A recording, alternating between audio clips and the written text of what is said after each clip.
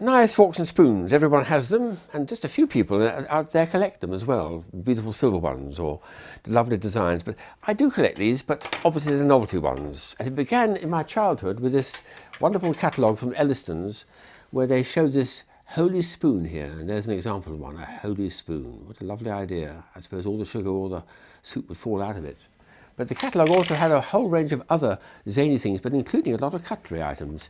That was a 1990 catalogue. This was 1956 catalogue when my childhood was in its prime. If you're in America, you would have come across the same sort of stuff, jokey cutlery, in Johnson Smith's 1990 catalogue and a 1929 catalogue.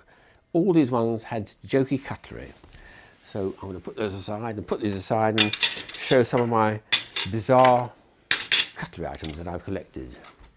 The earliest, I think, came from the 50s with these three things here, a knife, a fork and a spoon.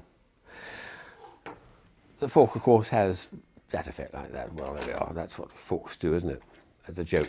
This is the same idea, but it's a much more subtle one because it looks like a perfectly good working knife until you try to cut with it. And then, oh dear, there's no stud going through there. It pretends to be a stud holding it visually, but it's not. It just does an action like that. Gales of laughter, they said.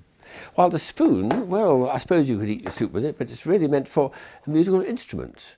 I remember seeing buskers in London using just a proper pair of spoons. Well, this is a bit easy to do. What you do is you hold your hand out rigidly like this, and you have your knee at hand, and you go.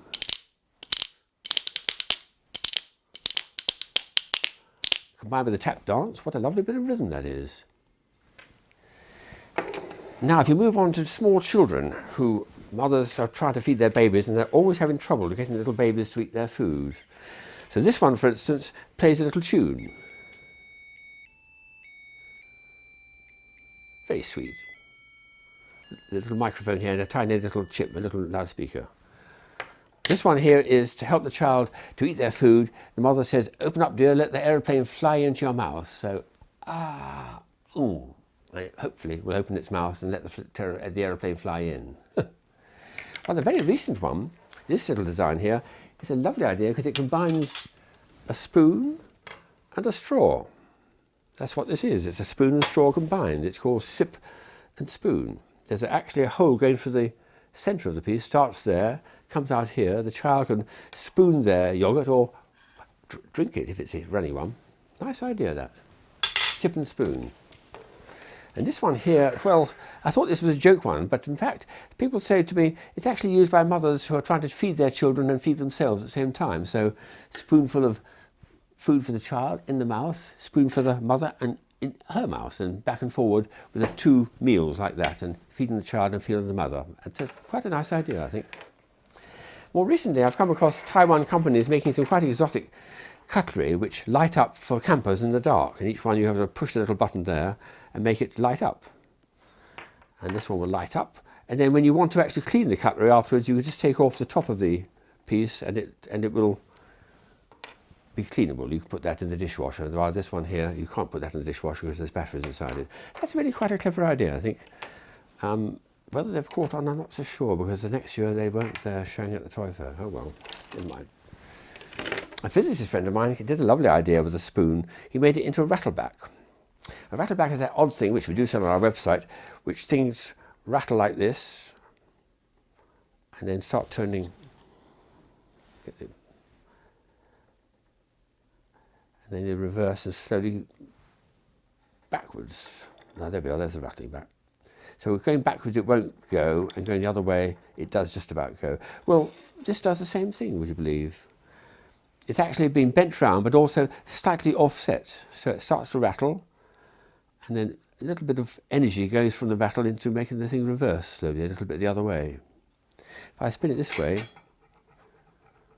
oh no, that's the reversing way, it's the clockwise one.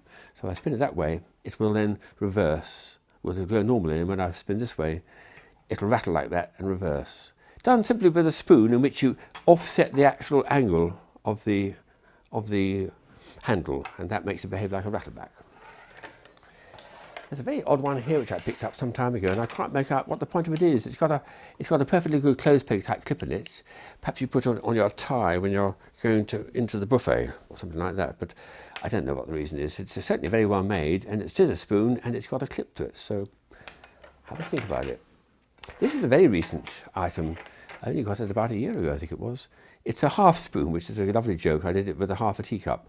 It's actually a good stainless steel, but it's got a silver plating to it. It makes it a very, very nice piece of cutlery.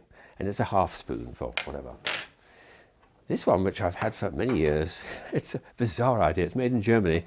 I suppose you could say, we always say if you try to remember something, you make a knot in your handkerchief. So this one, you make a knot in the spoon to remind you to eat your soup before it gets cold or something. I don't know. It's very well made and very rigid and quite usable as a spoon, but it's got a strange idea of having a knot in it.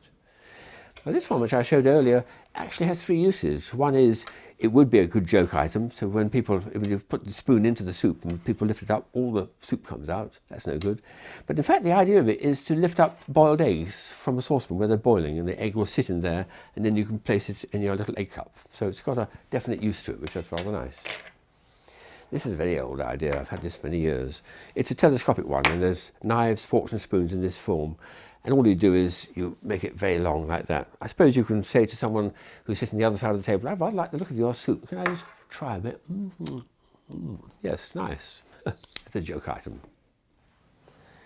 This is even more bizarre. This is real designer stuff, because these are negative spoons and forks. They're actually salad servers. You pick up salad leaves with them. But they have the outline of a fork and the outline of a spoon, and yet the actual fork and spoon are not there, they're just air, but of course they're quite usable as salad pieces. This one, I think, is a spaghetti type fork. You put it into the spaghetti and wind it up like that, and it gathers all the strands, gather up in there, and then you can eat it in your mouth. I prefer the one with a handle, which somewhere in my collection might be mislaid, but that's, I think, probably for spaghetti. And there's a few here which we actually sell on the website, which are really quite fun. For instance, there's an extraordinary fork man in America who makes things out of forks, and these are two forks where all the prongs, all the tines have been bent round to make these extraordinary devices. So this one here is balanced on a tiny little point like this, and this one forms a base.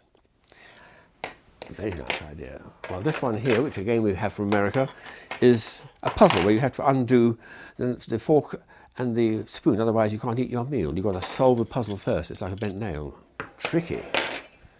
Another delightful one here is a stanhope or peep. When you hold it up to the eye and look through it, it's got, oh, that's beautiful. It's got wedding vows. I take thee, my love, etc., etc. Beautiful. Very, very small, 100 to 1 magnification, but it's quite usable as a little spoon, perhaps, for sugar. Well, these beautiful little creatures, try them in here, are nice and old spoons. And when you put it into a hot cup of tea, oh, it bends round. And then you can straighten it when it's cold again. Or you can put it in the thing like this and drop it in, and it just disappears. And if some people there then say it's disappeared altogether, or almost, and then they pick out the spoon from under the table. Well, the last item to show are these ones here, which are folding ones, which are thermochromic ink. So when you put it in the hot cup, it goes from pink to white. And this one here goes from yellow. Each one you have to first of all set it up like this by squeezing and squeezing, and then you've got a proper spoon, you see. And then you stir it, and it changes from a pale yellow to a pale white. So there's a lot of very strange cutlery out there, and I just love finding new ideas all the time. I suppose my first one is, my first love is the old musical spoons, because you can use them as spoons, but I think it's a bit of fun doing this.